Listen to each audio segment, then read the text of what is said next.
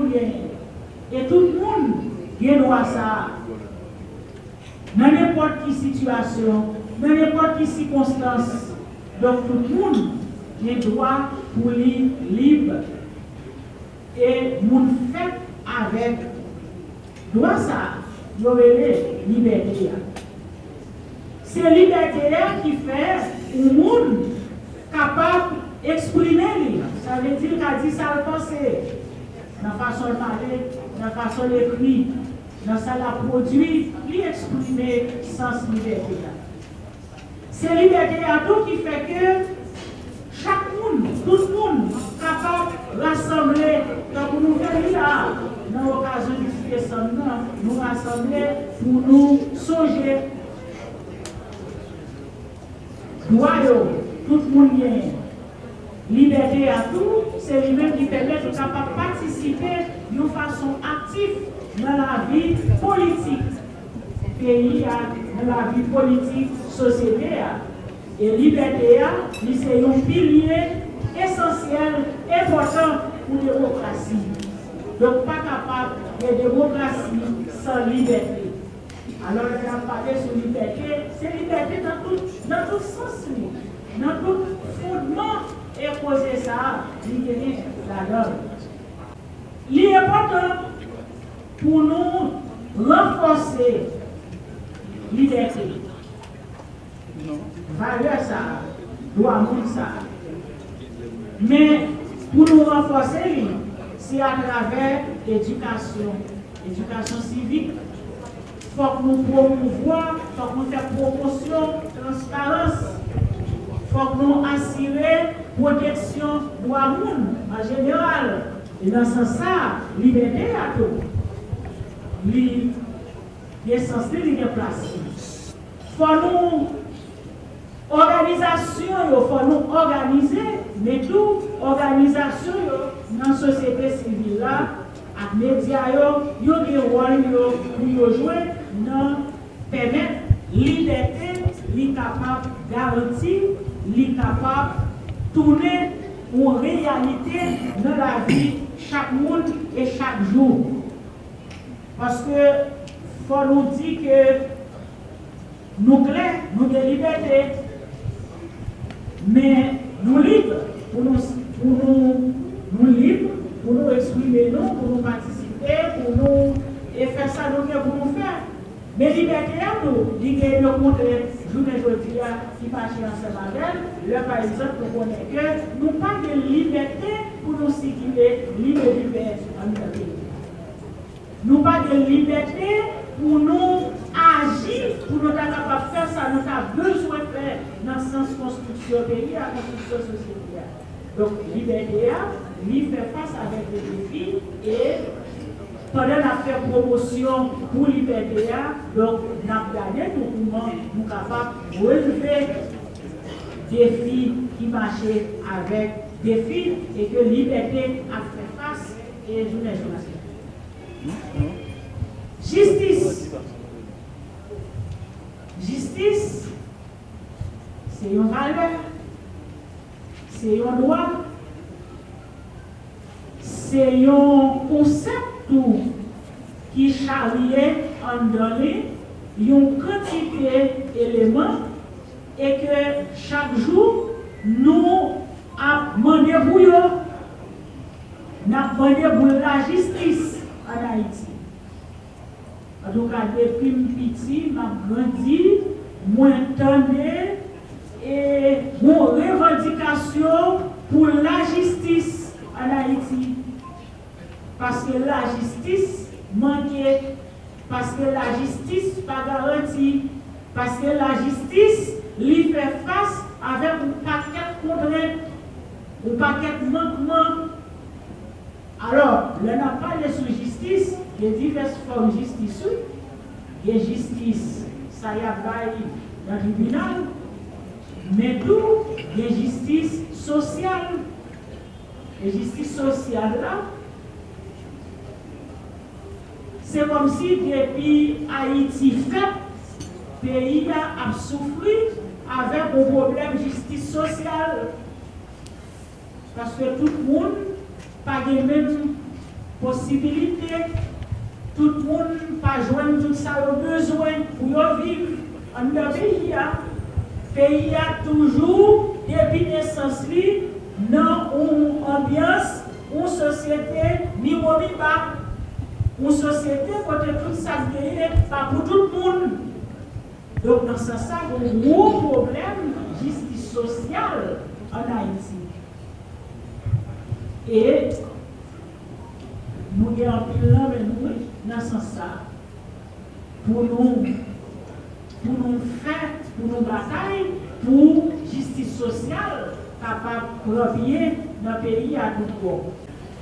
Nous allons ce matin utiliser la philosophie de Lévinas, ou encore l'approche lévinassienne pour essayer de camper notre position ce matin dans cette grande cérémonie, même si la philosophie de Lévinas présente un certain caractère énigmatique quant à son champ d'abstraction, mais c'est une philosophie qui nous intéresse dans la mesure où la philosophie lévinassienne s'enracine dans une trilogie, à savoir l'amour propre, la responsabilité et la liberté. Comme champ éthique, l'humanisme étant une doctrine, l'humanisme étant un courant qui est associé à une valeur affective, étant une doctrine qui se rapporte dans le champ de l'abstraction, exige qu'on mette en lumière l'universalité ce matin du genre humain, que l'on pourrait qualifier du homme, mais homme comme une réalité purement individuelle ou comme le représentant d'une espèce universelle. De là, on pourrait se poser la question facile.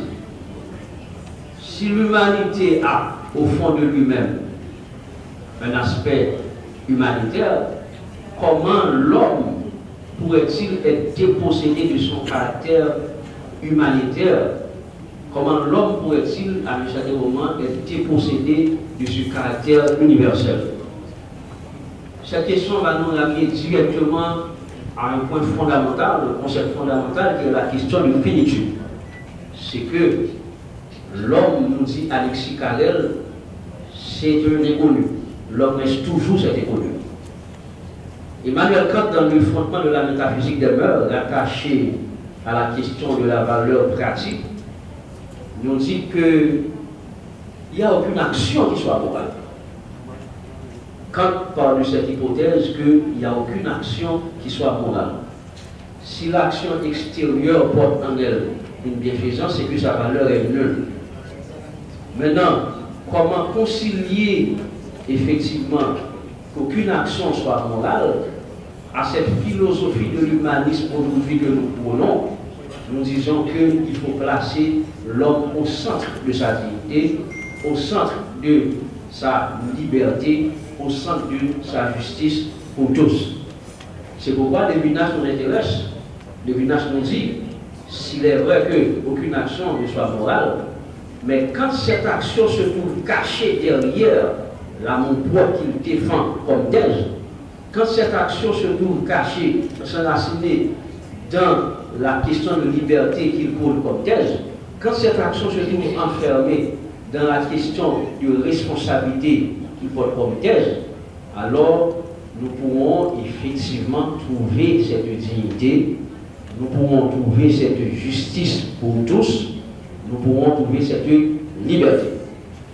En ce moment crucial où le pays traverse cette situation difficile, Eliado pense pour réfléchir au caractère humaniste dont Paul Lévinas sur la question de l'autre homme, porter notre humanisme sur l'autre comme alter et porter des solutions qui pourront effectivement élever l'homme à la dimension de son être humain.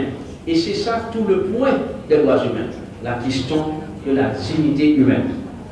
Et c'est cette dignité qui nous donne aujourd'hui la question de la démocratie, qui nous donne aujourd'hui la question des droits fondamentaux, qui nous donne la question de l'état de droit. C'est que entre la démocratie, l'état de droit et les valeurs fondamentales, il existe un rapport clair de consubstantialité. Aujourd'hui, Eliado appelle tous les acteurs de droits humains, Eliado appelle tous les représentants des organisations à célébrer ce jour, non pas comme seulement l'universalité des droits humains, mais c'est un jour qui doit, pour nous, être une véritable mobilisation d'un appel à la vigilance de la défense des droits fondamentaux. Sur la question de la dignité qui est une valeur sacrée, une valeur sur laquelle on ne peut être transigé, une valeur qui ne peut pas être hypothéquée, Eliado vous dit, vous autres, comme lumière, comme phare de l'organisation, à porter le flambeau et à travailler durement pour le respect de la dignité humaine. Sur la question de la liberté qui permet à tout un chacun de se dépasser, la libre circulation des marchandises, la libre circulation des personnes en tant que telles, Eliado vous invite à travailler, à dénoncer et à se battre pour que cette liberté soit une pour tous. Donc, ce n'est pas un cadeau, ce n'est pas une prescription qui doit être émanée de législateur. Ce n'est pas une prescription d'un médecin, d'un homme d'État, d'un homme politique, mais c'est quelque chose qui est sacré, la question de la liberté. Sur la question de la justice pour tous, Eliado vous invite à réfléchir aujourd'hui sur cette nécessité. Ce n'est pas normal que dans les juridictions, il y a encore des grèves en permanence. La justice politique n'existe pas, la justice civile n'existe pas, la justice sociale n'existe pas. Eliado encore appelle tous les concitoyens, tous les représentants, tous les membres de la plateforme ici présente qui organise cette cérémonie combien importante, de conjuguer les efforts afin de sortir le pays de cette impasse comme difficile et pour mettre le pays tout un chacun sur la voie du développement. Merci.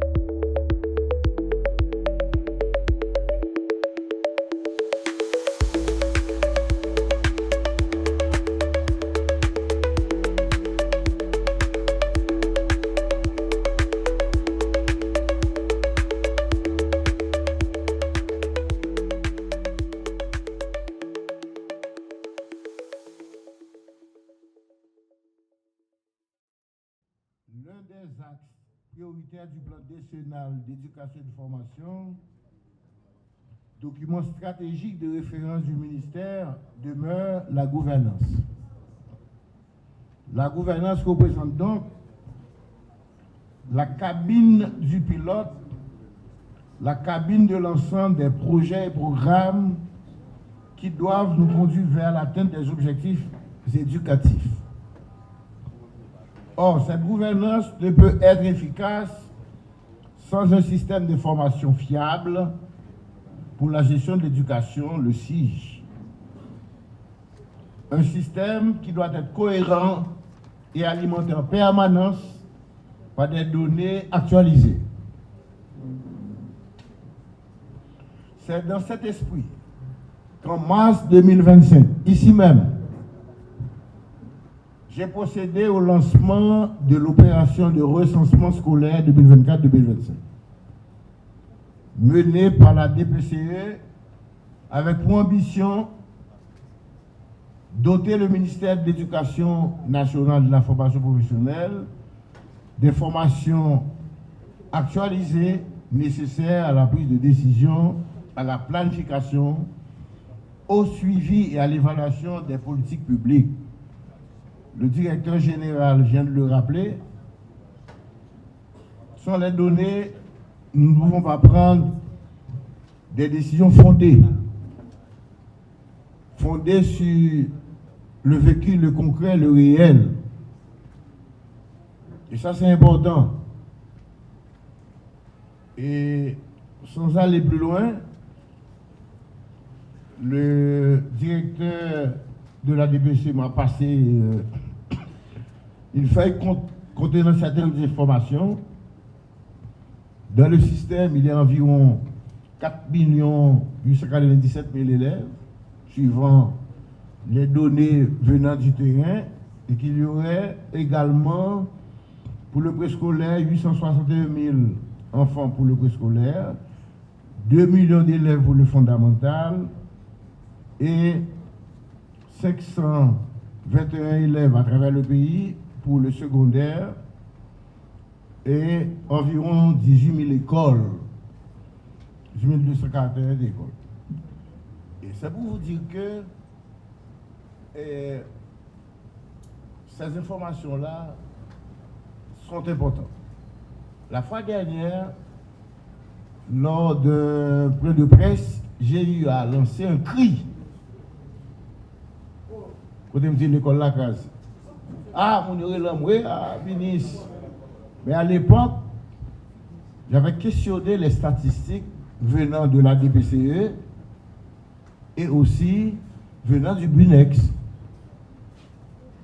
Suivant les statistiques fournies par la DPCE, les élèves pour l'année 2024 qui étaient arrivés au seuil de passer l'examen de 9e année étaient environ de 188 000.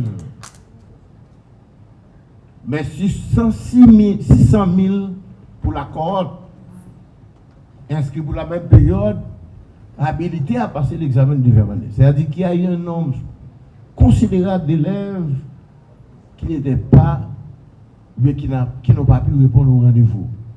Que sont-ils devenus? Où sont-ils? Et suivant les mêmes statistiques fournies par la DPCE, il y aurait environ près de 2 millions d'élèves dans le système.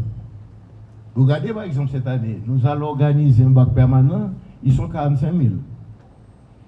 Donc c'est pour vous dire que l'étape finale, qui est le bac, c'est une étape où les statistiques sont alarmantes.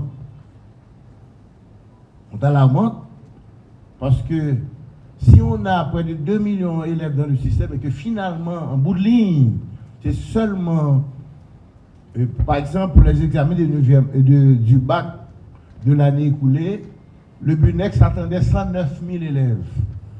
185 000 ont répondu à l'appel.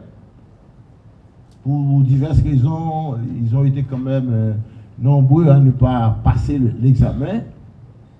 Mais on a vu les résultats. L'Ouest n'a donné que 40%, le Nord-Est 36%. Bref, il n'y a pas lieu de se réjouir. On sait que le système éducatif haïtien est privé. Parce que l'offre publique est de 20%. Le secteur privé paie les familles, paie 80% de l'offre éducative. Et que 48% des ressources familiales en Haïti passent au niveau de l'éducation. On comprend maintenant pourquoi les familles sont aussi décapitalisées, pourquoi certaines familles basculent carrément dans la pauvreté. Et pourquoi quand même certains élèves n'ont pas pu se rendre à l'école dans le secteur privé. Donc en tant que ministre de l'Éducation nationale, j'ai besoin de ces données pour pouvoir agir, planifier, programmer, mettre en place des actions pour que tous les enfants haïtiens puissent avoir accès à l'éducation. Mais on ne doit pas se contenter de créer des écoles, d'ouvrir des salles de classe seulement. Nous devons lutter pour que, justement, l'éducation fournie dans ces écoles soit de qualité. Hier, dans un échange avec les amis de l'UNICEF, nous évoquions la question de la qualité. Quand dit-on qu'il y a une éducation de qualité? À côté de la salle de classe, qui doit répondre aux normes, 32 mètres carrés, je ne peux pas le citer là exactement, mais il y a le nombre d'élèves en salle de classe, 35 jusqu'à peut-être 40, des professeurs formés, qualifiés, réguliers, présents en salle de classe, des évaluations périodiques qui doivent se faire de sorte que les élèves puissent être compétitifs entre eux, parce que quand même il y a une compétition entre les écoles, voilà pourquoi il y a des lauréats.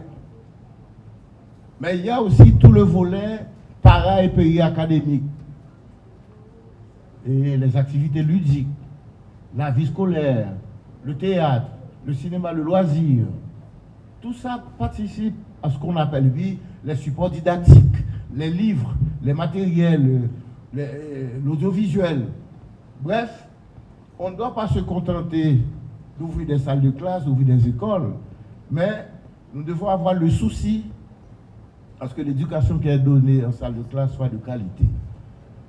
Voilà pourquoi je maintiens ce discours pour dire ça ne sert à rien qu'on fasse les réformes, qu'on reçoive les supports de l'ABID, de la Banque mondiale, si, en bout de ligne, là où se mène l'action éducative, c'est-à-dire la salle de classe, il n'y a pas d'amélioration concrète. Donc, le souci de tout ministre qui se respecte, c'est de s'assurer que les élèves puissent faire leur parcours et boucler le processus de leur formation de base, le fondamental, le secondaire, l'université, et donner au pays la chance, enfin, d'avoir des ressources humaines qualifiées pour assurer son développement. C'est ça la politique éducative. Donc les données, ce sont, comment dirais-je, des matériaux, des instruments permettant aux autorités de saisir, d'une part, les besoins, la réalité, mais aussi d'agir, de prendre des décisions, de planifier. Donc, et c'est pour vous dire, au-delà de ma fonction de ministre, moi-même en tant que chercheur, en tant que sociologue, j'accorde de l'importance à ça. Et à nouveau, je remercie les cadres de la DPCE qui ont pris à bras le corps ce projet de recensement scolaire.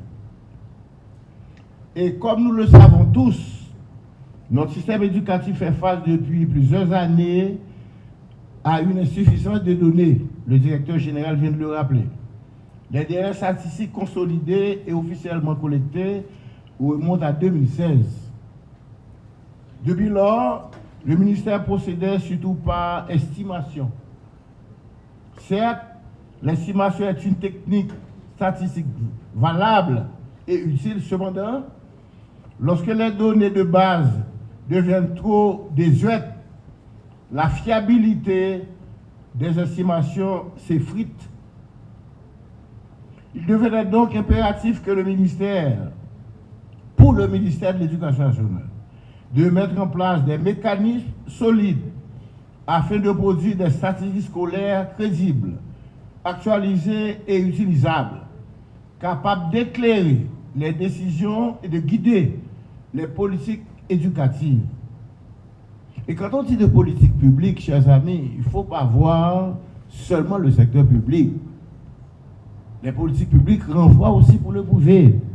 Le secteur privé, c'est la question nationale. Aucune politique publique sérieuse ne peut être construite sur l'incertitude, sur l'aléatoire, le hasard. Regardez le pays maintenant. Je revenais d'un lycée, moi-même je viens du lycée Philippe Guerrier du Cap-Haïtien. Renan Michel avait une année avant moi. À l'époque, il n'y avait qu'un lycée pour 2 départements, Nord et Nord-Est. Un seul lycée. Pour 2 départements, Nord et Nord-Est. Et nous étions 2500 élèves à l'époque. À l'époque, avoir une place au lycée, c'était vraiment avoir de la chance. Et au lycée, on ne redouble pas. Maintenant, actuellement, il y a le lycée Boukman, il y a le lycée Philippe Guerrier, bien entendu, le lycée Brida, il y a le lycée Anténon Fimet, il y a le lycée des jeunes filles, il y a 5 à 6 lycées de la ville du Cap. Et chaque commune, Plaine du Nord, Limonade, Quartier-Brun, et chaque commune a son lycée. Vous savez que le lycée Philippe Guerrier a 5000 élèves. C'est pour vous dire que la demande en éducation devient une question populaire. Si le peuple a tant souffert, le paysan, l'ouvrier ne veut pas que son enfant devienne comme lui. Donc, le directeur du lycée doit planifier, doit se baser sur ces données, ces demandes qui accroissent chaque année, pour planifier, pour savoir combien de bancs on aurait besoin, combien de salles de classe on aurait besoin. Et aussi les matériels, tout. Bref, voilà pourquoi j'applaudis dès demain cette démarche consistant à actualiser constamment les données. Alors, malgré les défis majeurs auxquels le pays est confronté en termes de déplacement vers certaines zones, suivant certaines données, il y aurait 1 300 000 personnes qui auraient laissé le Grand Port-au-Prince pour aller soit au Cap, soit dans le sud, dans la Tibonite un petit peu, pas le haut à Tibonite, mais c'est moi, tout ça pour échapper à la violence des gangs. Il devient de plus en plus difficile de repérer certaines écoles qui sont relocalisées à cause de l'insécurité. Donc la volonté du ministère, la détermination de l'équipe technique, notamment de l'équipe de la DPCE, avec l'appui continu de nos partenaires, qu'il s'agit de la BID ou de l'UNESCO, et cet appui-là nous a permis de conduire avec succès l'opération de recensement. Aujourd'hui, nous sommes là, chers amis, pour valider les 3 outils majeurs produits grâce à cette opération. D'abord, l'Annuaire national de statistique scolaire, les 10 registres départementaux des écoles et le bulletin de statistique scolaire. 9 ans après la publication de l'annuaire 2015-2016, le ministère, à travers la DPCE, parvient à produire un référentiel statistique actualisé, l'annuaire statistique 2024-2025. Il s'agit là d'un accomplissement sérieux, important, fruit d'efforts soutenus, d'un encouragement collectif, parce que les directions techniques ont supporté aussi la démarche. Donc, je tiens à adresser mes félicitations aux collègues de la CTN qui n'ont jamais cessé de poser la problématique de statistiques scolaires et qui ont toujours fait la plaidoirie pour un SIG plus efficace et plus performant. J'en profite pour dire au directeur général et à la DPCE que le SIG est partiel un petit peu. Dans le SIG, on trouve maintenant quelques données sur le préscolaire, mais pas un tableau général sur le préscolaire. Puis dans le SIG, il n'y a pas le nom formel. Il n'y a pas l'enseignement supérieur également. Or, le SIG doit pouvoir nous fournir un tableau systémique sur l'architecture du système éducatif haïtien. Et là, c'est un chantier. J'en profite que le coordonnateur de l'ICP soit présent pour adresser cette quête.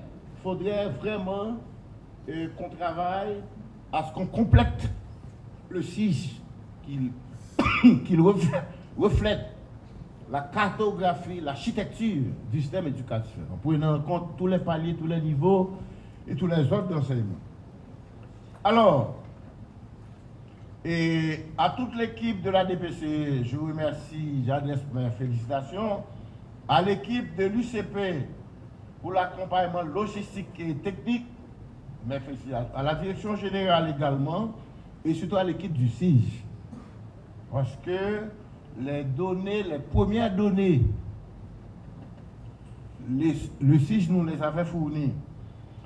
Je suis également, au nom du ministère, mes sincères remerciements à tous nos partenaires techniques et financiers.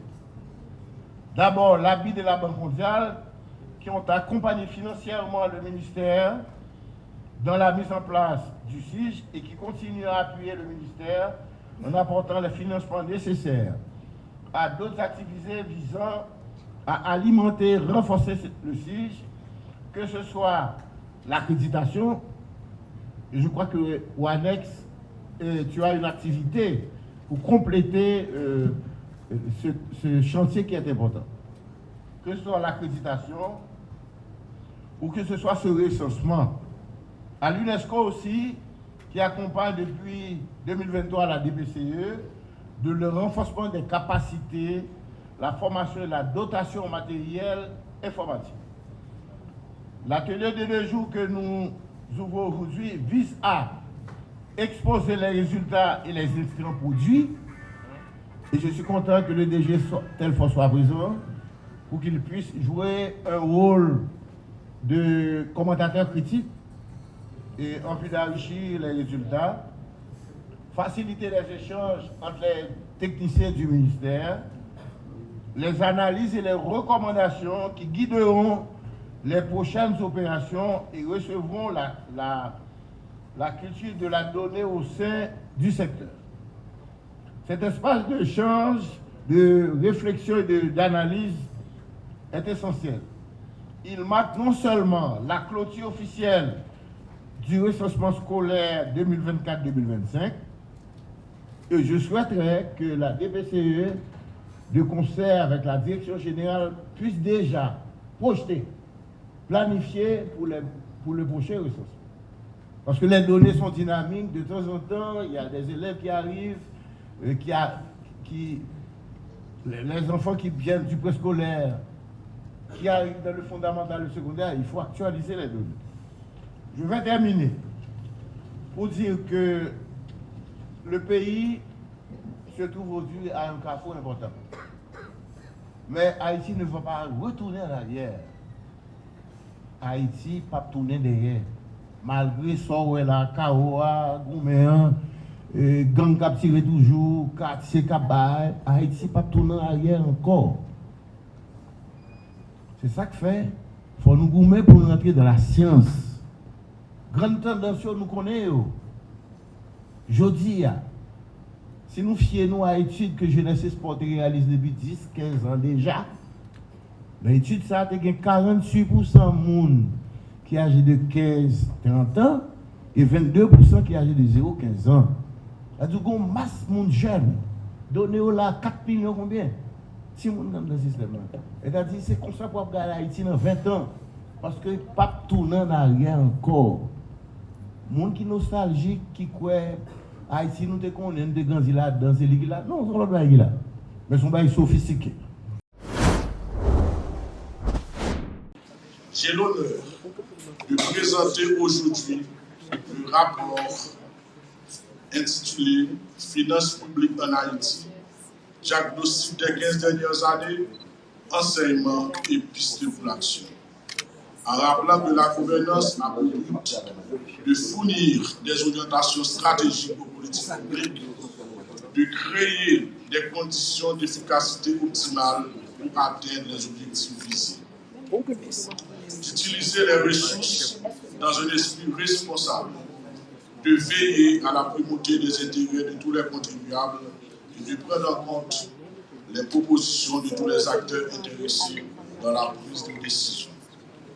Ce rapport, qui porte sur la période 2009-2024, sort du champ traditionnel des rapports d'audit de gestion habituellement produits et constitue une grande première dans l'histoire de la Cour supérieure des comptes et du contentieux administratif. Il introduit une nouvelle dimension dans la conception de ces interventions pour répondre plus efficacement à sa mission constitutionnelle de contrôle administratif et juridictionnel des recettes et des dépenses de l'État, de participation à l'élaboration sur les finances publiques au terme des articles 200 et 200.4 de la Constitution haïtienne amendée en vigueur. Dans le contexte des travaux de la Commission de réforme des finances publiques et de la gouvernance économique, lancée depuis quelques années, il apporte un éclairage externe, traduisant les efforts déployés à la Cour pour contribuer à la modernisation de la gestion des finances publiques.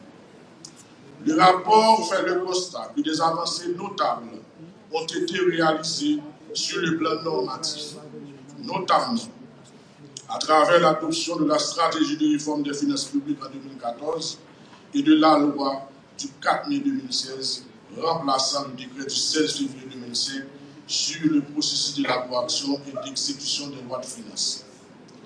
Elle témoigne d'une réelle volonté politique d'aller de l'avant. Cependant, les résultats mesurés sont loin d'être à la hauteur des attentes.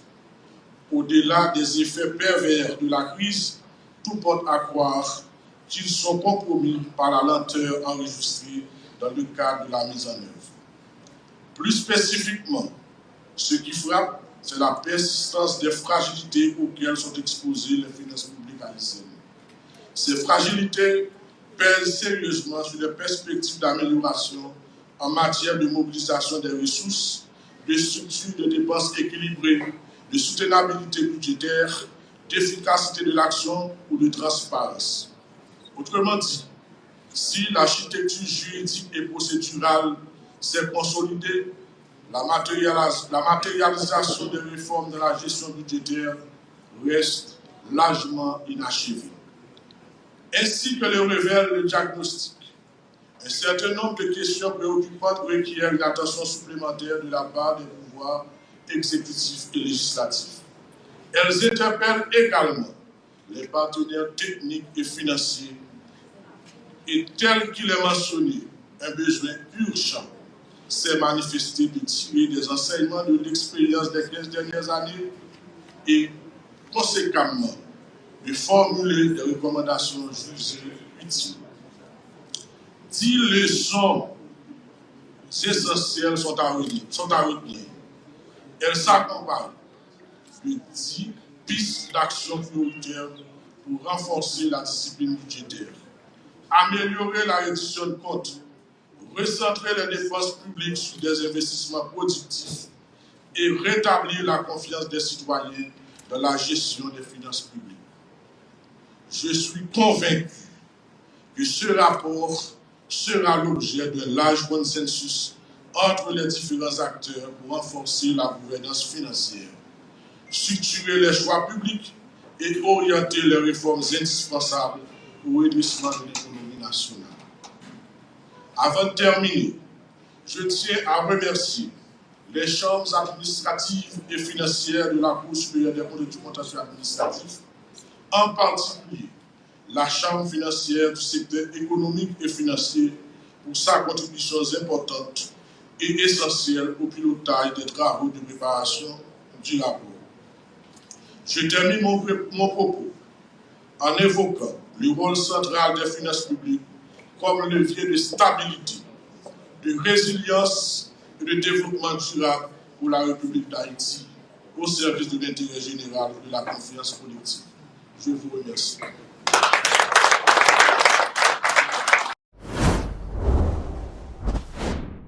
Mesdames et messieurs de la presse, bienvenue. Aujourd'hui, c'est donc le lancement de cette 19e édition. D'habitude, elle se passe une semaine avant le festival. Là, c'est quand même, on est à combien? À J-27? Quelque chose comme ça. En tout cas, ça rend les choses un petit peu plus challenging. Voilà.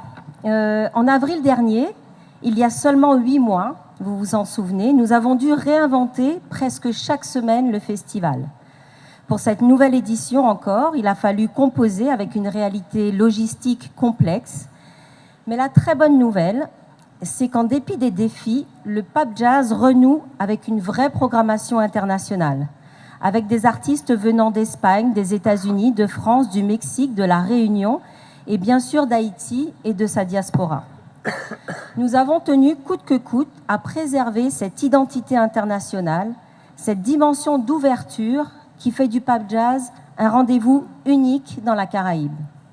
Et si le format reste resserré sur 4 jours, au lieu des 8 jours habituels jusqu'en 2021 du festival, l'esprit, lui, demeure intact. Créer un espace de liberté, de dialogue, d'excellence artistique et de joie partagée.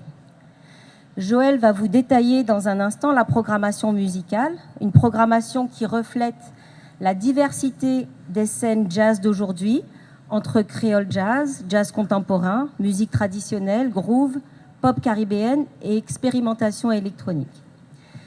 Mais au-delà des concerts, le Pape Jazz, c'est aussi des ateliers d'échange et de transmission avec nos artistes invités chaque matin au Centre culturel Brésil-Haïti, des sessions cinémathèques à la Cinémathèque donc, du Pape Jazz en partenariat avec l'IFH qui vont se dérouler à la DNL, des afters, les fameux afters du Pape Jazz, moment incontournable du festival, seront cette année à la réserve, pour la première fois à Mac12 et bien sûr au Quartier Latin.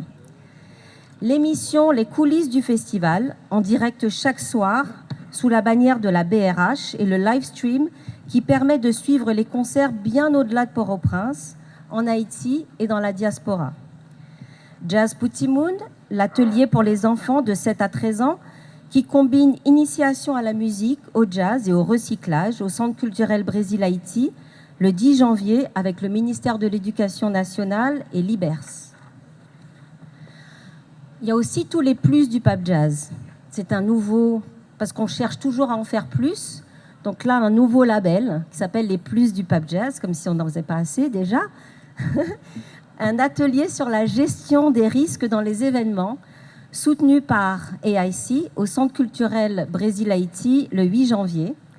Un atelier sur le rythme, résilience et harmonie collective, offert par Nadège Robertson-Bélande, soutenu par l'OIF le 8 janvier au CCBH.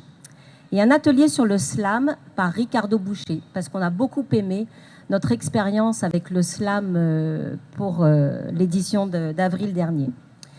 Et puis cette année, nous sommes particulièrement fiers d'intégrer une action pensée avec l'Organisation internationale de la francophonie autour de la thématique de la paix. Au Caribé, une œuvre collective sera réalisée par un collectif d'artistes, de jeunes créateurs, qui deviendra un espace participatif, un lieu où le public pourra aussi laisser un message, un symbole, un souhait, un espace d'expression libre et inclusive. Nous rendons également hommage tout au long du festival au grand poète René Depestre, dont nous célébrons le centenaire. Le Pape Jazz, c'est aussi une économie et une responsabilité. Ce sont plus de 60 professionnels rémunérés pour leurs compétences techniques et de communication, plus de 70 artistes et musiciens, donc plus de 130 bénéficiaires directs. C'est aussi pour eux que nous faisons ce festival et pour le public qui, chaque année, a besoin de cette parenthèse lumineuse, de ce souffle, de cette magie que seule la musique peut offrir. Les grandes scènes se tiendront au Caribé Hotel à 6 heures précises, parce qu'au Pape Jazz, on est précis, on est à l'heure. Sans oublier, entre chaque set, Foloja, notre rara officiel qui fait battre le cœur du festival. Les tarifs des concerts payants au Caribé, et là, vous verrez que c'est important pour nous, comme nous ne pouvons pas avoir des scènes gratuites, des grandes scènes gratuites, nous ne pouvons toujours pas offrir ces scènes gratuites que nous, jusqu'en 2021, nous pouvions offrir à l'Université Quisqueya. On s'adresse au public jeune et donc les moins de 21 ans vont bénéficier d'un tarif à 50%. Donc le tarif journalier pour les plus de 21 ans sera de $30 US ou 3000 gourdes. Pour les moins de 21 ans, $15 US ou 1500 gourdes. Nous aurons un pass spécial de Noël à $75 US et un pass après Noël à $80, donc pour les 4 jours. Les billets d'entrée sont disponibles à la Pléiade, à Belle Optique, et au complexe OG3 et au Caribé Hotel, et bien sûr sur pamevent.com, avec qui nous avons collaboré l'année dernière et qui se révèle être une plateforme vraiment, vraiment super, franchement. Toute la programmation, la billetterie sera disponible sur notre site, qui est en train d'être au fur et à mesure mis à jour. Et on voulait noter particulièrement, et ça c'est très important pour nous qui sommes un festival et une fondation à but non lucratif, où il faut recommencer chaque année à développer les partenariats, comme si chaque année on doit recommencer depuis le début. Et on voulait noter un engagement sur 3 ans de Barbancourt. Et ça, c'est pas rien, c'est énorme pour nous de savoir que pendant 3 ans, on va pouvoir être soutenu par Barbancourt. Et Heineken a pris le pas et s'est engagé également sur 3 ans. Donc pour nous, c'est un gage de confiance, c'est un très bon signal aussi pour la suite. Et donc voilà, nous tenons à remercier, un immense merci à nos partenaires institutionnels, diplomatiques, culturels et privés, sans qui ce festival ne pourrait tout simplement pas exister. Le Pape Jazz, premier événement musical éco-responsable en Haïti, est placé sous le haut patronage du ministère de la Culture et réalisé en partenariat avec la Banque de la République d'Haïti, le ministère de l'Éducation nationale, le ministère des Affaires étrangères, l'ambassade du Canada, d'Espagne, et de France, du Mexique, l'Institut français en Haïti, l'Organisation internationale de la francophonie, l'UNESCO, Caribbean Culture Fund, l'OEA, Centre culturel Brésil-Haïti, l'IBERS, AIC, Air Caraïbes, Sunrise Airways, DHL, Affiche-toi. Je note aussi qu'on a un partenariat, mais l'ambassadeur de France vous en parlera, avec une radio de jazz français qui s'appelle TSF, et ça c'est pour le rayonnement, c'est pas rien. Radio Télémétropole, Radio Télévision Caraïbes, Chocarella, Access Haïti, Digicel, Sacapfet PAP, le Paradis Haïtien, Culture 5 Médias, la bière Heineken et le rhum Barbancourt. Merci à tous, merci aux équipes, aux bénévoles, aux artistes et au public qui chaque année donne un sens à notre engagement. Voilà, je te laisse la parole, Joël. Merci Milena, bonjour tout le monde, bonjour. Salut, Milena, vous voulez rappeler quelque chose? Ah oui, Wingaz. Je laisse Milena faire tout à l'heure. Bonjour tout le monde, alors je passe la parole tout de suite à son Excellence Monsieur Antoine Michaud, ambassadeur de France.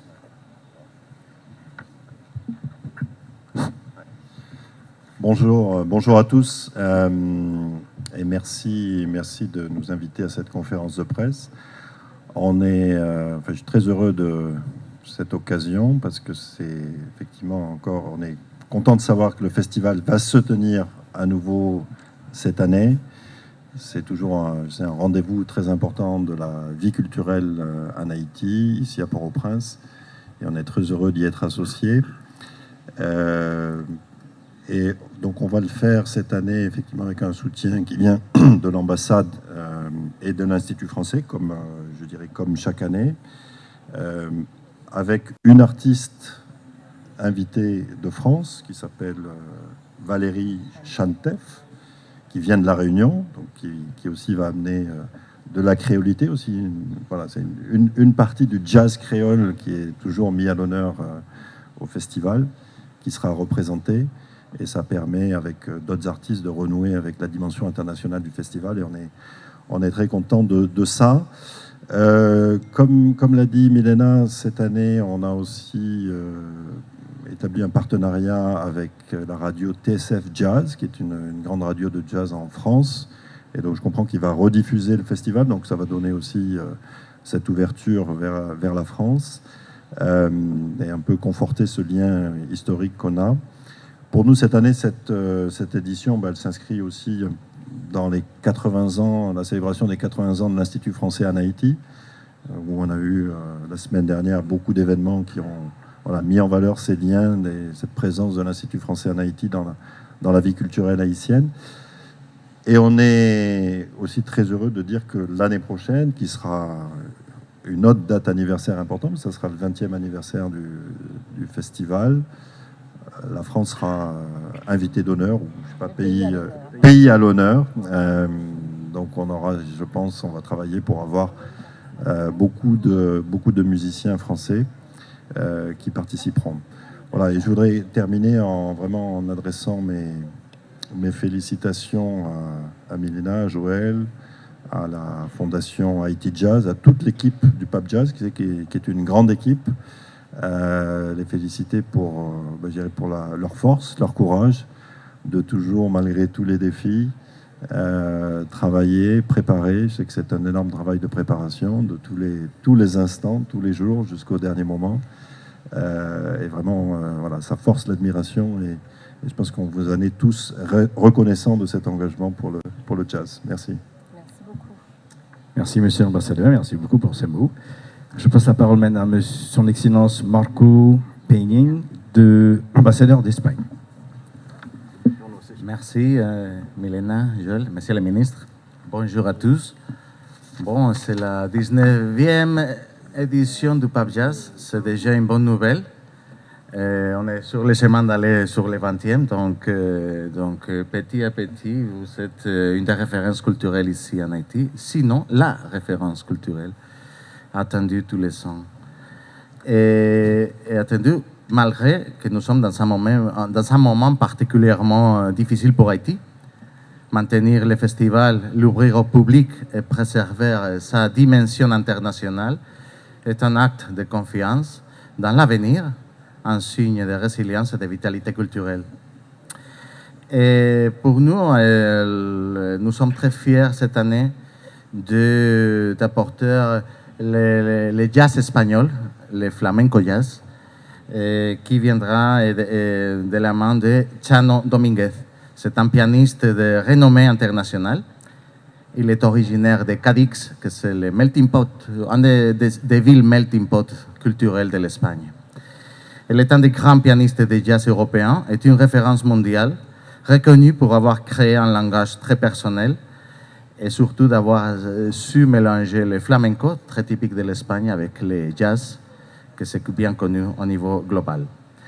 Il a reçu le prix national de musique actuelle de l'Espagne et il était nominé plusieurs fois au Grammy. Et il a joué et performé avec des figures comme Paco de Lucía ou Herbie Hancock, qui sont un des grands de jazz. Chano, elle a demandé expressément de venir ici. Il est très intéressé de répéter sa performance parce qu'il était présent en 2016. Ça, c'est déjà un mérite parce que pour les artistes, avoir les défis de venir en Haïti, la vision d'Haïti, malheureusement, c'est difficile pour venir, c'est risqué, surtout quand ils sont à l'extérieur. Mais Chano Domínguez, n'insistez pas. Il viendra, il sera avec nous, très décidément. Haïti et l'Espagne sont des pays marqués par le métissage culturel, bien sûr, et la musique occupe une place essentielle dans nos vies, dans la vie quotidienne, dans l'imaginaire collectif. Le Pape Jazz, c'est pour nous une occasion de nous mélanger culturellement et surtout de renforcer notre amitié. Merci toujours pour être en première ligne, pas seulement de la vie culturelle, mais du soutien de l'avenir de ces pays. Milena, Joël, c'est un plaisir de partager avec vous ce projet. Merci à tous. Merci beaucoup, monsieur l'ambassadeur. Merci. Ce sont des mots très encourageants. Merci. Je passe la parole à son Excellence monsieur André François-Mi Giroux, ambassadeur du Canada. Merci beaucoup, chère Milena. Et Joël, monsieur le ministre, chers partenaires, collègues, c'est encore une nouvelle chance pour le Canada de se joindre, de s'associer, un honneur au Festival de jazz. C'est rafraîchissant, c'est encourageant d'entendre ces efforts qui sont faits pour ramener des artistes internationaux. Donc, bravo, félicitations. Et je regarde la date, le 7 au 10 janvier, je me dis, voilà un beau prétexte, certains d'entre nous devons quitter le territoire pour aller retrouver la famille pour les fêtes de fin d'année, mais on a un prétexte pour revenir. Voilà, hein? Et j'ai bien noté. Donc, encore une fois, félicitations. Je vois que le festival prend ses aises, de la planification sur plusieurs années, ce qui est extraordinaire, une vraie lueur d'espoir. Encore une fois, un grand honneur pour nous de pouvoir s'y associer et de continuer à appuyer le festival sur toutes ces mesures, y compris Jazz Timoun, qui nous tient particulièrement à cœur. Merci beaucoup. Merci, monsieur l'ambassadeur. Merci. Je passe la parole à Johanna Gomez Rodriguez, chef de mission adjointe ambassade du Mexique. Merci, Joël. Et bonjour à toutes, à tous. C'est vraiment un plaisir pour moi d'être ici pour une nouvelle édition de Pub Jazz. Et malgré les défis, chaque année, vous arrivez à créer l'espace où la créativité haïtienne brille et où les rencontres musicales deviennent possibles. Et rien que pour ça, je vous remercie. Et cette édition, le Mexique a l'immense joie de présenter Daniel Torres, Dantor, un musicien qui porte le jazz dans le corps, qui croit beaucoup à la collaboration et à la création collective. Et c'est ça, dans cette édition, ça qui nous enthousiasme beaucoup, c'est la collaboration avec les artistes haïtiens. Et parce que c'est là où la magie opère, quand le rythme mexicain rencontre les couleurs sonores haïtiennes, quand ils ont l'opportunité d'apprendre les sons des autres. C'est vraiment ça la magie de ce festival. Et c'est ça que Daniel va venir faire. Et je tiens à le dire clairement, il est essentiel que le Pub Jazz continue d'exister. Et comme tu as bien dit, c'est un souffle d'air pour la ville, pour les artistes et pour le public aussi. Alors, merci à toute l'équipe de Pub Jazz pour votre persévérance, pour votre créativité et pour votre accueil. Merci aux artistes haïtiens et haïtiennes qui ouvrent leurs portes et qui nous permettent de connaître leur univers. Et un grand merci à l'Agence mexicaine de coopération internationale pour le développement, à Mexid, nos partenaires à l'ambassade, PRM Security et Galerie Nader. Et un grand merci à Daniel qui va porter un parc de Mexique pour partager avec nous tous. Et de part de Monsieur l'ambassadeur du Mexique, Jesús Cisneros, et de toute l'équipe à l'ambassade du Mexique, on vous souhaite un festival vibrant, joyeux et plein de belles rencontres musicales. Merci beaucoup. Merci Johanna. Parce que le Mexique est le pays quand même qui a initié ce festival, le côté international du festival. Vous êtes toujours très reconnaissant, le Mexique est toujours avec nous. Merci en pile. Yes. Alors, on continue avec Madame Rachel Renaud-César, secrétaire générale du conseil administratif de la BRH. Merci à vous, bonjour à tous. Et au nom du conseil d'administration, je tiens à vous dire que la Banque de la République d'Haïti se tient aux côtés de la Fondation Haïti Jazz, malgré les défis de la conjoncture qui maintient allumée la flamme artistique et culturelle haïtienne. Bon, cette 19e édition du Festival international de jazz de Port-au-Prince revient à l'essence initiale du festival qui permettra à des artistes haïtiens et étrangers d'offrir au public des concerts sur de grandes scènes. En soutenant cette initiative, la Banque de la République d'Haïti réaffirme son engagement envers le talent et la capacité de rassembler autour d'un espace d'expression qui ouvre une parenthèse à la beauté et à l'inspiration, apportant une nuance particulière au narratif haïtien. D'ores et déjà, on vous souhaite un bon succès dans la réalisation de ce grand projet d'envergure et un agréable festival à tous les participants. Merci. Merci beaucoup. Merci. Il reste toujours un grand supporteur du Pub Jazz. Et on passe la parole à Madame Erika Francillon, responsable culturelle de l'UNESCO. Merci Joël. Bonjour à tous. Monsieur le ministre, Madame la présidente de la Fondation Haïti Jazz et chers membres du corps diplomatique, chers partenaires, l'UNESCO remercie l'équipe du Festival international de jazz de Port-au-Prince pour la collaboration établie au fil des années. La tenue de cette 19e édition, prévue du 7 au 10 janvier 2026, confirme l'importance accordée à la continuité des activités culturelles qui renforcent la participation des publics et la mise en valeur des expressions artistiques en Haïti. Le retour du festival à sa période habituelle en janvier marque donc une étape significative dans l'organisation de cet événement. L'UNESCO salue cet effort qui contribue à maintenir une offre culturelle régulière et accessible. Le Pape Jazz permet à des artistes haïtiens et étrangers de partager leurs pratiques, de créer des ponts entre différentes traditions musicales et de favoriser le dialogue interculturel. Ce rôle de plateforme, d'échange, s'inscrit dans les priorités de l'UNESCO en matière de diversité culturelle et d'appui au secteur créatif. À l'approche de l'ouverture, l'UNESCO souhaite que cette nouvelle édition se déroule dans de bonnes conditions, qu'elle permette une participation large et qu'elle contribue à la mise en valeur du patrimoine musical haïtien et caribéen. Je vous remercie. Merci Erika, merci, c'est le moment pour me dire merci à l'UNESCO aussi d'avoir fait l'UNESCO Haïti à Paris et tous ceux qui ont travaillé là-dessus, de faire que le compas soit aujourd'hui reconnu comme patrimoine mondial de l'humanité. C'est extraordinaire quand même, c'est un gros bagaille. Merci beaucoup. Merci.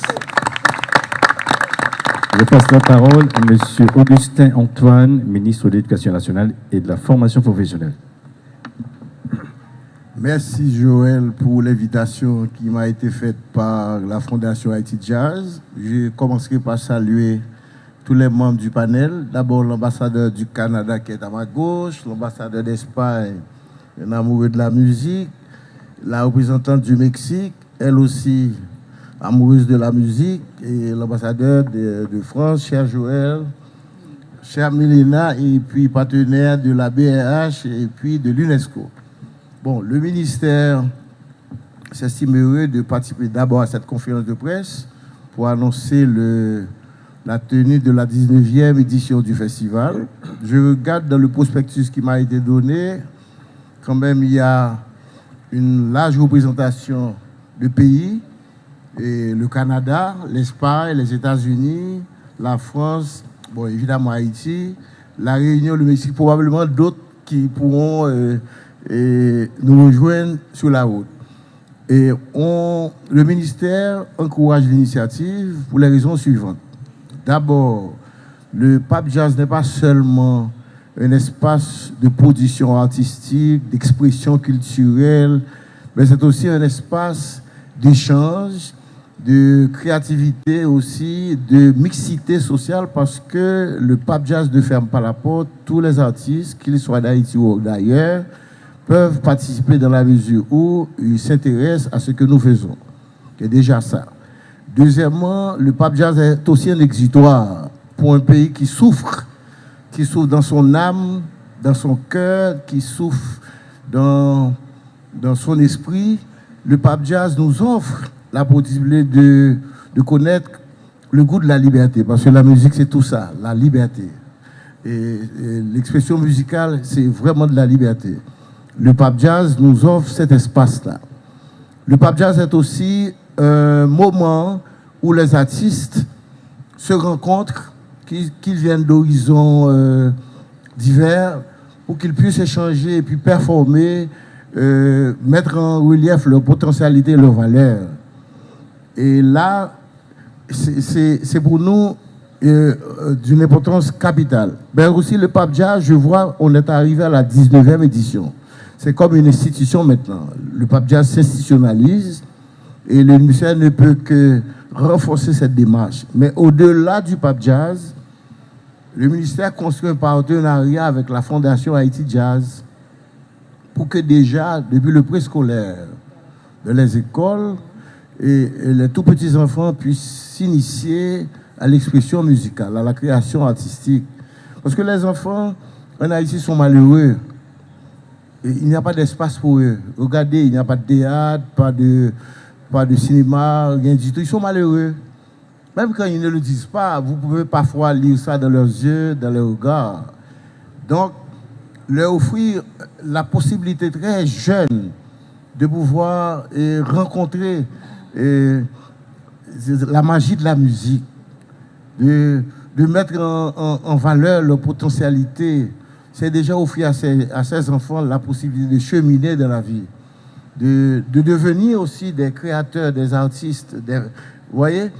Donc, et avec ce programme, nous allons, et le ministère de l'Éducation nationale, le ministère de la Culture aussi, et étendre le projet de Pape Jazz au plus petit.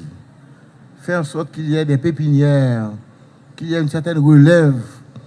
Et j'aurais même aimé que notre programme s'étende aux élèves du fondamental. On va voir ça ensemble, voir comment y arriver. En tout cas, je dis déjà bon festival à tous les futurs participants et participantes. Je dis à Joël, à Milena, du succès dans ce travail qui est colossal parce que quand même il faut s'y mettre au quotidien dans un pays où la vie vraiment est parfois pénible. Donc pouvoir donner vie à ce projet et le pérenniser, c'est déjà une prouesse. Donc je remercie l'ambassadeur du Canada qui soutient, l'ambassadeur d'Espagne qui soutient l'initiative, l'ambassadeur de France qui nous promet quelque chose de plus grandiose l'année prochaine, et du Mexique aussi, la BRH. Et puis je souhaite à vous du succès. Merci beaucoup, monsieur le ministre. Merci. Oui, je veux juste rajouter quelque chose. On a été invité il y a quelques semaines, quelques mois, par l'ambassade du Canada à faire une présentation à la communauté internationale du Festival de Jazz. Et à cette occasion, il y a quelqu'un dans l'Assemblée qui nous a demandé si la Fondation Haïti Jazz était reconnue d'utilité publique. Et ça fait depuis 2012 que nous faisons cette demande. Et on y croit cette année parce que grâce donc à cet événement, on a remis en route ce dossier. Et voilà, il a été déposé mardi au ministère de la Culture et ça doit faire son suivi. On espère pouvoir annoncer une très bonne nouvelle à l'occasion du lancement, enfin à l'occasion du Pape Jazz. Voilà, je voulais juste ajouter ça. Merci beaucoup, Milena. Alors, je vais essayer d'aller très vite, comme je fais d'habitude. Alors, je vais parler un peu des artistes, de la programmation. Et on va commencer avec le premier jour, c'est le 7 janvier. On va commencer avec, c'est l'ouverture évidemment au Caribé. Tout va se passer au Caribé, comme Milena l'a déjà dit.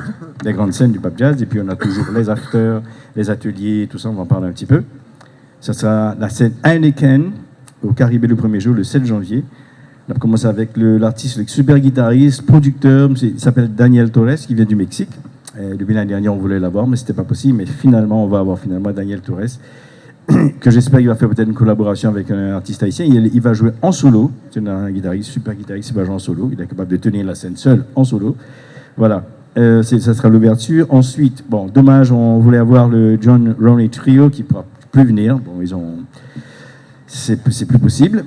Mais ça va être remplacé, par quelque chose d'intéressant. Suivez-nous sur les réseaux, sur la plateforme, sur les sites.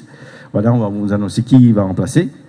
Ensuite, cette soirée sera clôturée par Paul Tambo, qu'on connaît très bien, Cisco, tout ça, son équipe, en featuring avec Riva, Priscille, qui vient tout de suite sortir un album, et Cisco aussi, qui a sorti un album il n'y a pas longtemps. Donc, super album de Cisco et de Riva, donc ils vont le mettre ensemble, puis ils font une superbe soirée. Voilà. Le deuxième jour, scène Heineken, toujours au Caribé, à 6h de l'après-midi, du soir. On a commencé avec Zambita. Zambita, c'est un jeune groupe de créole jazz, de jazz fusion. C'est vraiment le très jeune. L'homme des messieurs, là, pour la première fois, me dit waouh, vraiment, ils méritent, ils sont déjà à un très bon niveau. Et je ne croyais pas mes oreilles. J'ai dit, waouh, ces jeunes-là, ça donne espoir que voir qu'il y a vraiment une nouvelle génération d'artistes et qui font la relève pour le jazz. Ici, c'est encourageant. Alors, du coup, on vient encourager eux, mettez sur une grande scène. Ils sont capables de tenir vraiment une grande scène. Voilà, Zamitai. Et ensuite, ça sera un groupe qui vient des États-Unis avec un Haïtien, Gérald Kebro, qui sera dans ce groupe aussi, et il s'appelle Deep Pocket. Deep Pocket, ça veut dire, bon, C'est pas les pocket en anglais, ça veut dire poche, mais en fait, le mot pocket dans la musique, ça veut dire le beat qui est là, qui raide, qui toffe, qui dure. Et évidemment, entre la basse et la batterie, c'est le pocket, c'est ce qu'on appelle le pocket de la musique. Donc c'est deep pocket, c'est un truc super deep, super profond, beaucoup de funk, beaucoup de voilà. Et je suis sûr que ça va être super. Un trio. Ensuite, on devrait avoir Jay Perry, mais qui a eu des problèmes, comme vous savez tout le monde. Avec les problèmes de voyage, il n'a pas encore ses papiers qui sont tout à fait réglés, tout ça. Donc, et puis sa femme aussi qui va accoucher bientôt. Il a préféré de ne pas être bloqué. Je dis, monsieur Guys, ça fait depuis 5 ans qu'on essaie d'avoir Jay Perry. Depuis 5 ans. Jay Perry. Bon. En plus, il allait venir en jouer piano live sur scène avec un groupe là. Mais l'année prochaine, Jay Perry est là quand même. Voilà. Et ça sera aussi remplacé par, suivre nos annonces, peut-être avant la fin, là, je vais vous dire j'attends une réponse de l'artiste. De 2 artistes, voilà, pour remplacer, mais ça sera très bien remplacé, ne vous inquiétez pas. Parce qu'au Pop Jazz, on cherche toujours à faire vraiment plaisir au public et prendre des artistes qui vont de très bon niveau, qui peuvent pour le plaisir du public, voilà. Ensuite, le 3e jour, Scène Barbanco, merci Milena, encore au Caribé à 6h. On va commencer avec Valérie Chantef. Valérie Chantef, une super pianiste, pianiste chanteuse, qui fait du créole jazz, elle le dit clairement, du créole jazz, et on encourage beaucoup, comme vous savez la Fondation Haïti Jazz, le créole jazz, et avec son groupe, elle est super sympa sur scène, musique pleine pêche, et voilà, on a du créole jazz avec sauce qui sort de la Réunion, donc un peu de Maloya, il y aura dessus du Maloya jazz, voilà, donc ça c'est pour Valérie Chantef. Ensuite, on a encore Deep Pocket, mais Deep Pocket, cette fois-ci, on aura un featuring Alexa. Tout le monde Alexa, superbe chanteuse Alexa qui est toujours là et pour amener sa belle voix avec ce groupe, Alexa. Donc, Deep Pocket va jouer 2 fois et un peu différent avec Alexa en featuring. Ensuite, pour clôturer la soirée, ce sera Bello, notre Bello national. Voilà, tout le monde connaît Bello qui fait longtemps qu'il n'est pas venu, donc on est très content d'accueillir Bello. Et pour la clôture, c'est la scène Barbancourt, merci Milena. Ça sera le magnifique pianiste qui est déjà venu là ici, top pianiste de flamenco jazz, que j'aime beaucoup moi, le flamenco jazz. C'est vraiment le pianiste de flamenco jazz et Chano Dominguez, il est vraiment super sympa. Il va être en solo piano et ça va être vraiment quelque chose. Mais il faut surtout pas rater ça. Ensuite, on continue avec du garde plus traditionnel, avec une superbe chanteuse, très jeune chanteuse, qui est sur la scène new-yorkaise, qui est très connue, qui marche très bien ces jours-ci. C'est Georgia Hurst, qui va être accompagnée par un habitué du festival, le trio de Aaron Goldberg, que tout le monde connaît, artiste très connu dans le monde du jazz, partout dans le monde. Le trio d'Aaron Goldberg, qui est vraiment un grand supporter du pop jazz et qui va vraiment avec plaisir, qui revient au pop jazz pour nous apporter la touche jazz traditionnelle. Ensuite, pour terminer la soirée, le dernier jour du festival, c'est Gardi Giro. Ça fait longtemps Gardi va rentrer, ça fait longtemps Gardi va venir.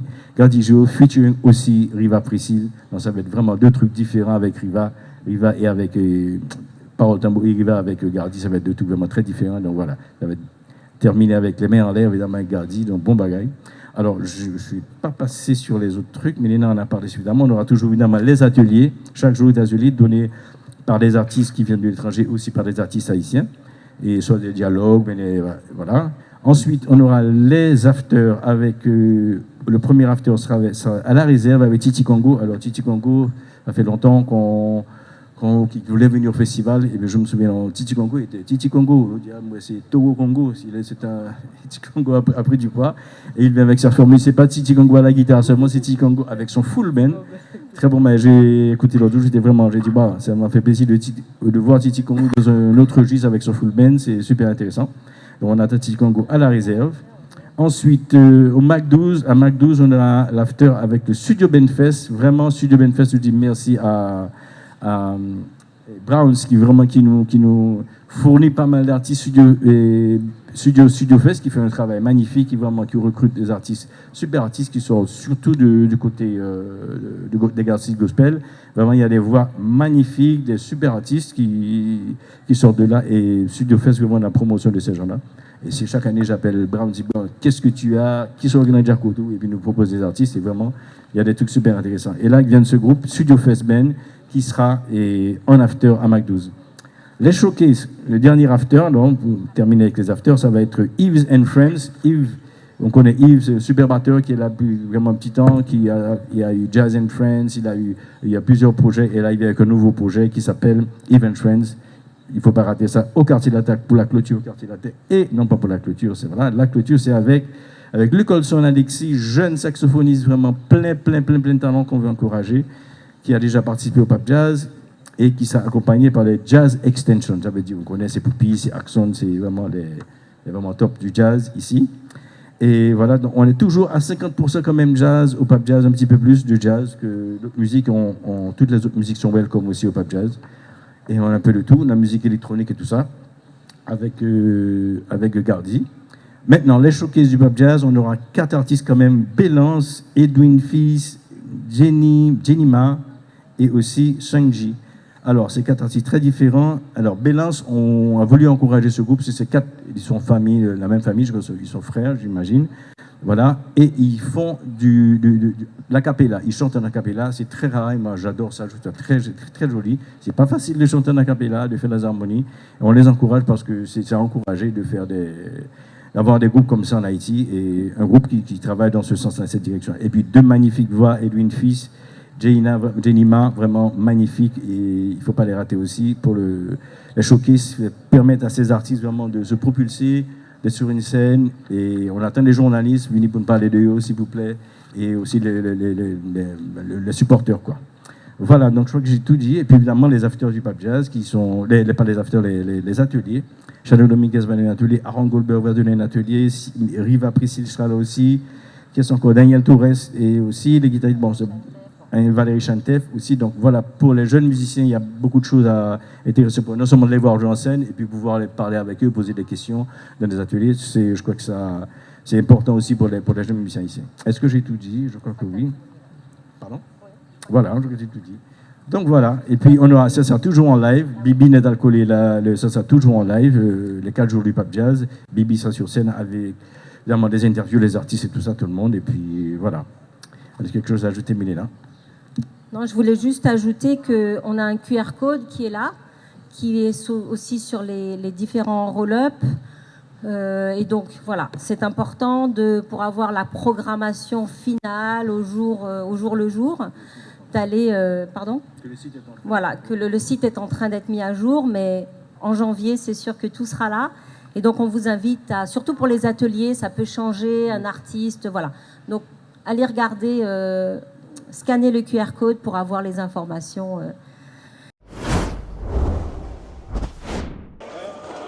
Téléspectateurs, internautes, Radio-Télévision Caraïbe, spécialement 22 live. Bonjour, bonsoir, dépendamment de l'heure. Écoutez, comme regardez, nous aujourd'hui, c'est jeudi 11 décembre 2025. J'ai regardé sur l'écran, nous avons Delma et alors nous Gérald Bataille dans le marché du Monnaie. J'ai regardé sur l'écran. Et le marché ça lui-même qui a flammé net depuis hier. Information qui veut joindre nous fait nous croire que depuis hier soir bloc 9h. Du fait lui-même, il prend le marché ça. Nous essayons de parler avec plusieurs monde pour nous capables de connaître les raisons qui causent du feu jusqu'à présent. Pas de monde vraiment qui est capable de dire nous, mais qui raison, mais qui cause du feu dans l'espace là. Et j'ai regardé ça, c'est un marché côté que en pile malheureusement même yo toujours fait en sorte que yo là chaque jour de façon à ce que soit capable de faire activité pour chercher la vie pour madame yo petite yo famille yo foyer yo. Et là marché ça lui-même il totalement boulé. Et on a remarqué présence déjà présence et pompiers dans l'espace là. La forme. On a remarqué déjà présence et pompiers dans l'espace là. Situation lui-même il paraît difficile. Et nous tous connaissons le marché, ça marche veut dire c'est un espace pour nous venir changer dans il y a des produits qui sortent dans divers départements pour arriver joindre nous dans Port-au-Prince. Et marchand ça monde ça même c'est pas moyen ça c'est dans le contexte que même nous vivons dans le contexte que yo vivre de façon yo capable de gagner bio. Et là jusqu'à présent nous pouvons gagner information sur qui je dis ça lui-même les prend mais n'a regardé sur l'écran nous présence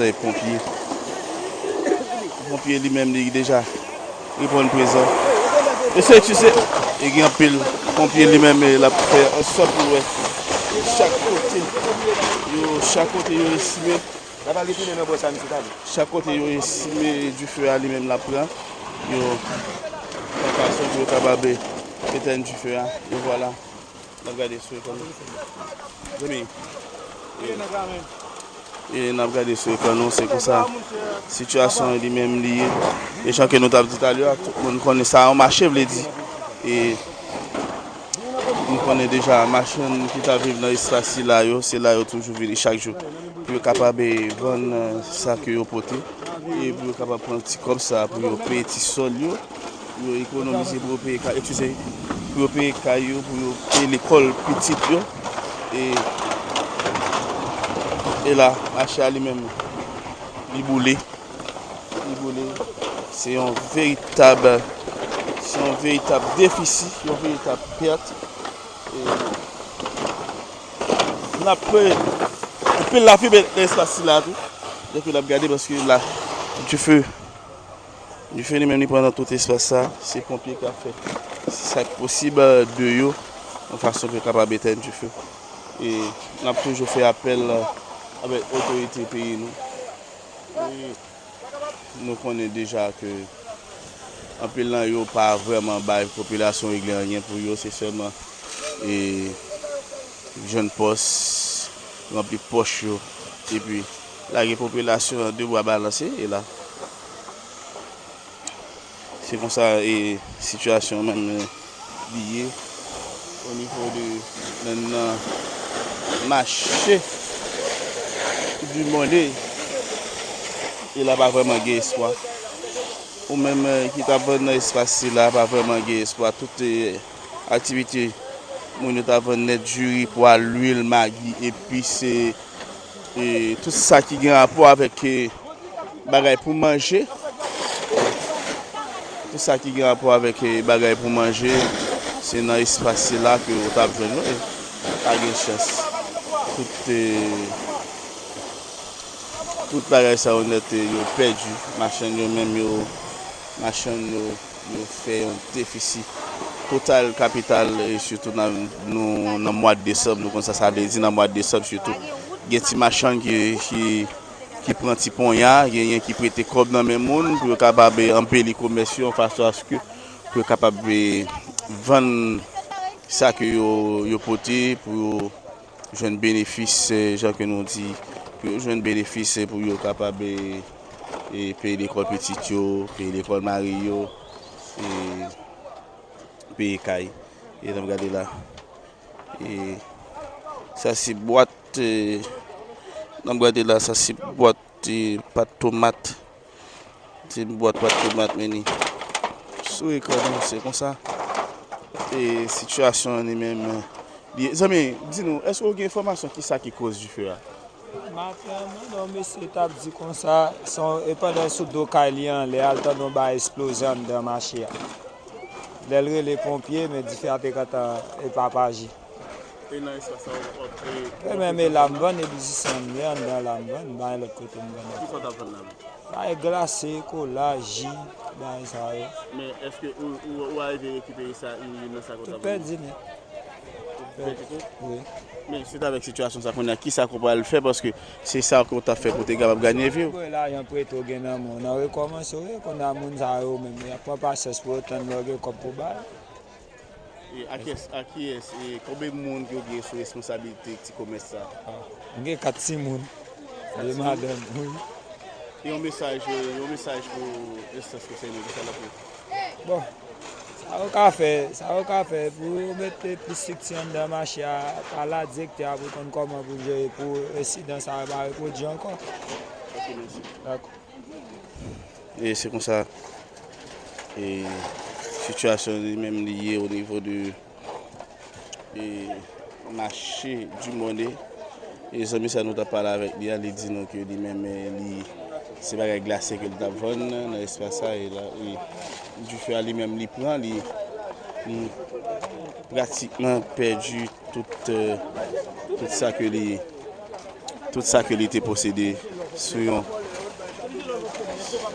un bouette et nous allons garder pour nous que nous sommes capables de faire parler ensemble avec quelques autres machines pour nous permettre que même auditoire de la radio télévision Caraïbes et ouais frustration comprendre une frustration qui a dégagé dans la machine suite avec Pierre ça et là et à rappeler pompiers il y a un pile travail pour le faire parce que à chaque fois on finit éteindre du feu et tout près il y a l'autre du feu qui lui met encore et c'est pour ça les mêmes liés nous allons avancer pour nous capable de faire parler avec nous.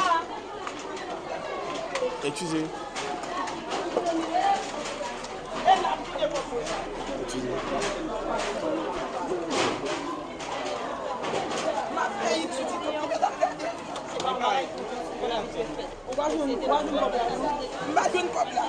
Qui pas $20,000 et quand moun fait des sorties au courir de Solino et Solino m'teye si nous est à Solino me fait des sorties quand moun avec deux petits garçons m'gagné jodi besoin pour Teriel Telis dit au moi pour moi parce que me connaissais lui même cap parler même comme moi vendre pour mal payer me quitter tout en dedans parce que c'est pas pour moi lui me faire prudent yo do Teriel toujours de sa précaution des mises me faire prudent mettre là pour mal payer tout boulé avec tout business cosmétique moi vendre depuis 2004 dans commerce l'estimation que vous pensez pour faire du ça ah si me t'apprend pour me parler yo moun qui fait commerce depuis 2004 ouais même là yo courir derrière me kembe commerce là parce que me dit que ça c'est lui même qui la vie des petits garçons me gagner c'est avec pour me payer l'école pour me faire toute bagaille si avec ça passe qui spécial éducation c'est ça eh bien pour moi même dit l'état me des petits garçons qui ça yo souhaité pour des petits garçons tout simplement c'est ça mais d'après vous qui sont vos causes bon m'pa connait m'pa là m'pa ka dire rien parce que c'est ça ou justifié dit mais comment tel bagay était passé m'pa là et voilà auditeur cosmétique chargé cosmétique pour moi fait cheveux allongé rocher bagay produit cosmétique cher mettez là Mélissa,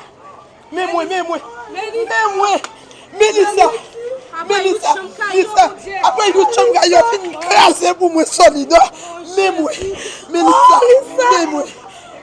c'est vous ça vous qui reconnaître moi dans zone côté qui compte comment ma vie et yo même yo compte comment ma vie yo compte comment ma vie mais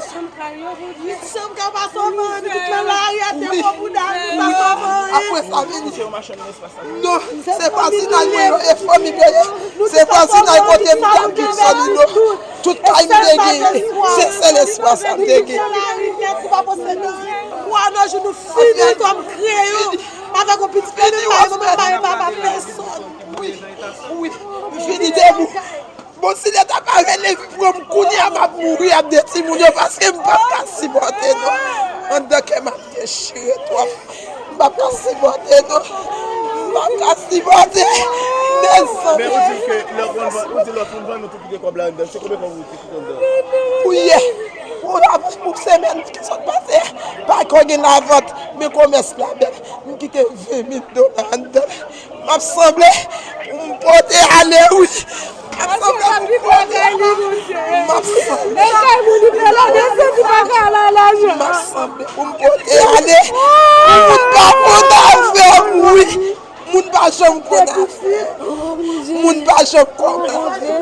nous Et une chambre qui a classé Solino pour moi.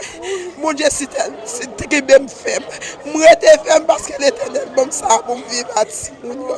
Qu'on y a bien fini, non, même. Moi, je me dis qui ça y a pour me faire, oui. Qui ça y a pour me faire. Famille, moi, maman là. Je ne maman parole comme ça. Je ne pas prendre maman, non. Je ne pas prendre maman. Mais je ne pas crier pour tes Timounio.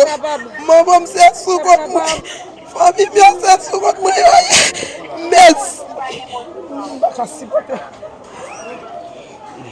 Tête chargée. Et voilà.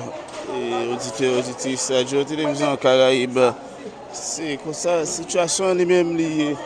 Et nous avons essayé de faire parler avec une machine qui a vendu dans l'espace là, il fait comprendre que, à part de marchandises que lui-même il perdu, qui était à peine sauté sur le point pour être capable d'embellir les petits commerces gens que nous sommes tout à l'heure.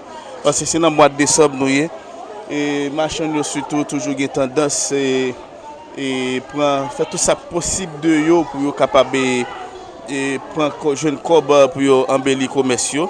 Et lui-même il était à peine sauté pour un petit cob pour l'embellir les commerciaux. Et en plus de ça, il était quitté $20,000 dans le business parce qu'il n'a pas de prendre la rue avec suite avec insécurité. Nous connaissons le système, il n'a pas de prendre la rue avec de façon à ce que pour ne pas perdre. Alors, il n'a pas de prendre la rue avec pour ne pas perdre. Et là, dans quelques secondes, il a perdu comme cela. Et il trouve deux bois balancés. Il pas contre si pour les laisser, si pour les prendre. Il y a deux petites et sous Brali. Jusqu'à présent, il ne peut pas connaître qui ça lui-même. Bonjour, madame, bonjour. Ça, c'est business où? Business matin. Non, nous ne pas filmer. C'est business matin? Oui, qui boule comme ça. Mais qui ça matin nous avons? Cosmétique, saucisse. Non, il va vendre saucisse. Il va vendre saucisse? Non, saucisse là pour monde. C'est le cosmétique pink. Visage malade. Et cosmétique qui va vendre? Avec pink, cannelle. Mais côté matin, côté business. Lyon, l'air. C'est comme ça.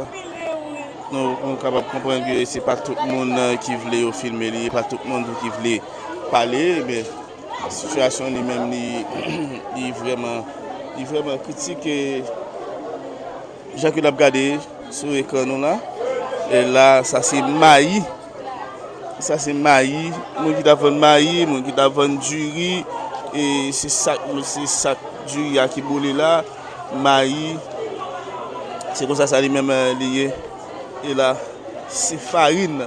Ça, c'est nous qui avons une farine, nous qui avons un citron. Nous qui avons un citron, mais qui genre. Et marché à lui-même lié. Et c'est comme ça, la situation lui-même, il paraît difficile. Pendant qu'on a parlé, dans le moment qu'on a parlé, on a rappelé les téléspectateurs. Toujours bien du feu dans l'espace ça parce que. Toujours bien du feu dans l'espace ça parce que. Et c'est la situation était vraiment critique tout hier soir, bloc 9h. Je seulement fait nous connaître à partir de 9h et aux environs les 9h que du feu à lui-même il était prendre l'espace là, mais jusqu'à présent pas grand monde qui connaît, qui dit nous ou bien qui est capable de dire nous, mais qui ça, qui cause du feu là. Et voilà. Mais ça c'est le monde qui t'a vendu mais qui j'en du à terre. Mais ça sont l'autre espace et nous ne pouvons pas mettre l'espace là. Et j'ai regardé sur l'écran là, en dedans là côté nous il y a là du feu toujours un peu la fumée qui est dans l'espace là. Et situation difficile. Et question tout pour poser, c'est qui ça l'État lui-même l'a dit dans ça. Et les gens que nous connaissons déjà, nous avons l'État inexistant, l'État pépé, et qui n'est pas jamais là vraiment pour répondre avec les besoins du peuple, là, c'est surtout la sécurité. Chaque jour à l'ambiance, pour plaisir, monter descendre dans les pays étrangers, et puis le peuple lui-même, il deux bras balancés, et là, l'espace ça, c'est le monde qui t'a vendu, et on a regardé là. Qui texte, c'est le monde qui t'a vendu toujours produits alimentaires. Mais Belle du feu. Et là, Belle du feu dans l'espace ça. Et jusqu'à présent, il n'y a personne qui connaît qui Jean du feu ça lui-même arrivé prendre par qui moyen du feu ça lui-même il arrivé prendre. A rappeler depuis c'est caille, depuis c'est machin qui t'a vivre qui t'a vendre dans l'espace là, toute machin ça honnête, il perdu tout et il perdu tout ça que même il était possédé des gens que nous gens que avant même nous de commencer là nous t'a parlé nous t'a dit que il y a machin qui leur fin vendre yo parle avec Kobio yo seulement quitter Kobio dans espace là de façon à ce que pour yo pas croiser avec et mauvais jet sur route yo pour soit préparer aller Kobio ou du moins pour yo pas aller yo pas freeze yo prend comme sur yo c'est dans souci ça que yo même yo toujours quitter ti Kobio dans espace que y a vendre pour yo capable yo dit tête que l'argent même yo saute vendre non bien l'argent pour non mais bien l'argent escompte là gens que même capable de le comprendre si pour dire c'est comme ça que même yo capable et protéger comme yo capable défendre et toute machine ça même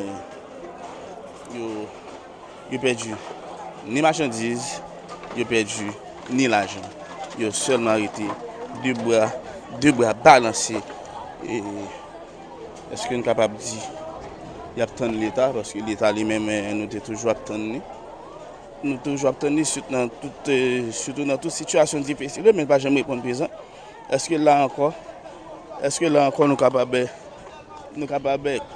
faire appel avec l'État pour petit machin yo et à rappeler nous pas capable être trop dans l'espace parce que il y a pile la fumée qui a dégagé sorti nous et n'a pas essayé tourner pour nous est-ce que nous capables de faire parler avec quelques autres monde avec quelques autres machines dans l'espace ça encore pour nous capables aider eux même comprendre et ouais frustration qui a dégagé excusez madame si a dégagé machine ça yo et là ça c'est du riz machine qui doit vendre poids machine qui doit vendre beurre lait etc. mais gens que nous te là du fait les mêmes pas suspendre dans marché et malgré présence pompiers mais situation lui-même est vraiment difficile. Et c'est comme ça. Et c'est comme ça la situation lui-même. C'est comme ça. Salut. Bonjour maman, vous c'est un homme qui t'a fait dans ma chair? Dis-nous, qui faut ça aussi, frontifier comme ça. Qui ça qu'on t'a fait dans ma chair? Provision alimentaire. L'autre provision alimentaire, du riz, poids, huile, non pas de vendre maïs, du riz, c'est de bail pays, de vendre net. Du riz pistache, du riz pays, l'huile. Après ça, mettre le retard. Des gains poids, des gains pistache, du riz pays, l'huile et chocolat. L'huile masquetti, sirop miel, et bien ça me vend. Je ne vais pas vendre du riz Miami. Mais et pendant du fait, totalement perdu tout ça qu'on t'a vendu? Mes placements. Mes placements. Quand on bloque ça là, mes tableaux en bas là. Mais combien de temps avez-vous pour t'avoir dans le marché? Depuis 2004 dans le marché. 2004. Mais en estimation, d'après combien vous pensez perdu? C'est on monte pour fait passer en gros on connaît 25 mami du riche là, on 20 chelda, on 15 et la crête jaune, 15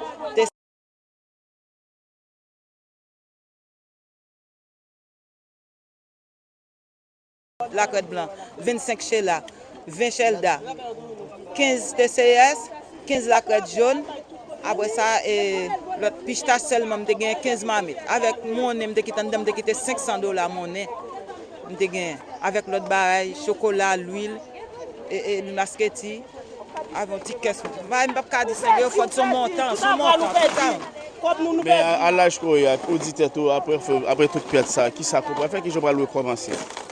Bon Dieu, qu'on est qui ça là, même parce que moi, je ne dépend de tête, moi, non? Il y a un message pour l'instant. Pardon? Il y a un message pour l'État. Pour l'État? Quand même qui est au courant de pour moi-même, maintenant, tête, moi, nous n'avons pas l'État dans le pays. Nous n'avons pas l'État dans le pays. Parce que c'est nous-mêmes qui défendons tête nous. Nous n'avons pas pays dans l'État. Nous n'avons pas l'État dans le pays. Moi-même, pour notre tête, pas moi, nous n'avons pas l'État. Parce que une série de bagages qui sont faites, si tu as l'État, il va pas fait. D'accord, merci. Et voilà, auditeur.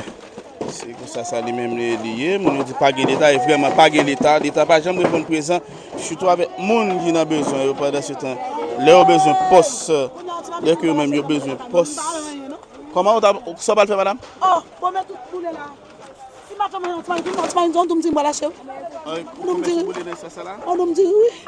Mais commerciaux. Mais oui, c'est au Kaboulé comme ça, frère, c'est au Kaboulé. Produit alimentaire, dit pour l'huile, sac, tout bagaille. Mais nous connaissons ordinairement, marchand de leur fin vendre, nous avons l'habitude de tout quitter combien dans le c'est combien de vous perdez comme ça? Nous madame, monsieur, je ne vais pas compter, je ne vais pas douaner moi. Nous ne compter.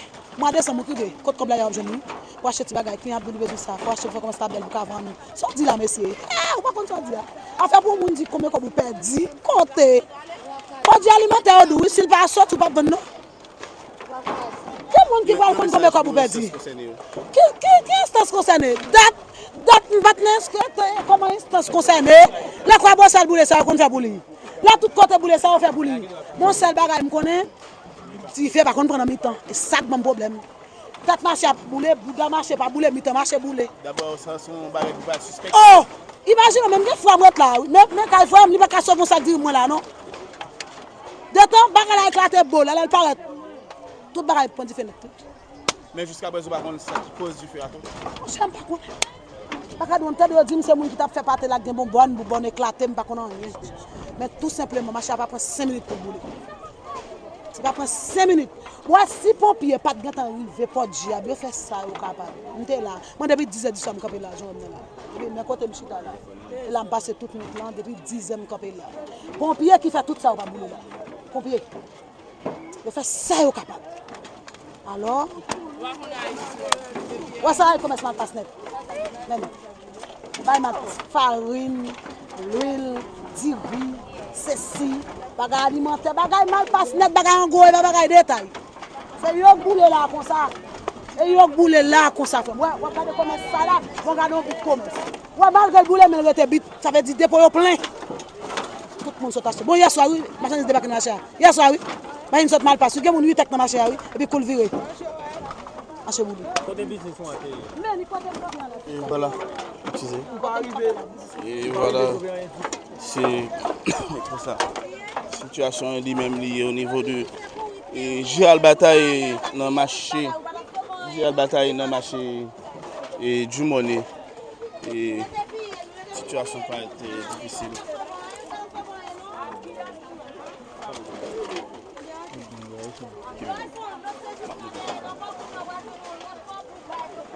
Et voilà, c'est comme ça. Situation lui-même liée dans le marché. Excusez.